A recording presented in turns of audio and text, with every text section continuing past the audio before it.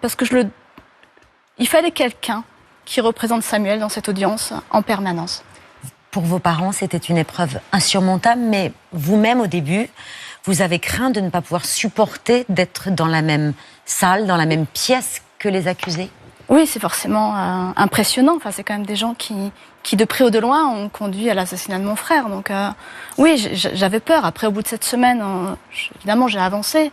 Je les ai côtoyés pendant cette semaine. Donc, j'ai appris à faire avec.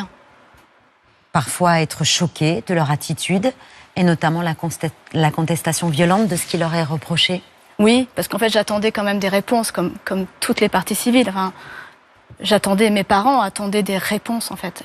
Une vérité de ce qui s'est réellement passé, au-delà de ce que l'enquête a pu démontrer. Et j'avais besoin d'entendre les choses. Parce qu'en fait, on se rend compte que tant que ça reste des papiers, ça c'est pas vraiment arrivé. J'avais besoin d'entendre de leur voix ce que eux avaient fait pour matérialiser dans ma tête l'enchaînement de ce qui était arrivé pour que mon frère soit décapité.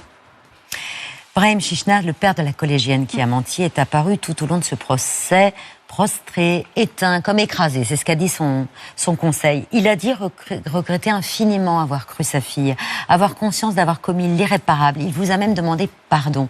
Ces excuses, vous ne les acceptez pas? Non, je les accepte pas parce que je les sens déjà pas sincères, en fait. C'est beaucoup de posture.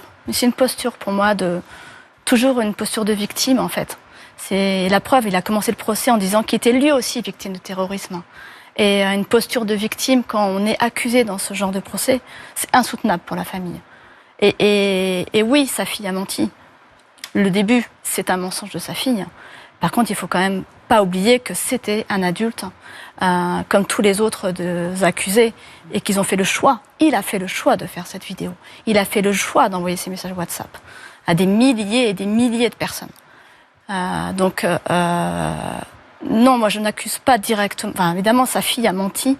Elle est en partie responsable. Elle a été jugée par ailleurs. Mais ça ne le dédouane pas de sa responsabilité aujourd'hui. Lui qui, avec le prédicateur Abdelhakim Sefrioui, a pendant 9 jours, jusqu'à l'assassinat de Samuel Paty, alimenté cette campagne de haine en ligne. Et malgré cela, ses avocats ont demandé sa relaxe.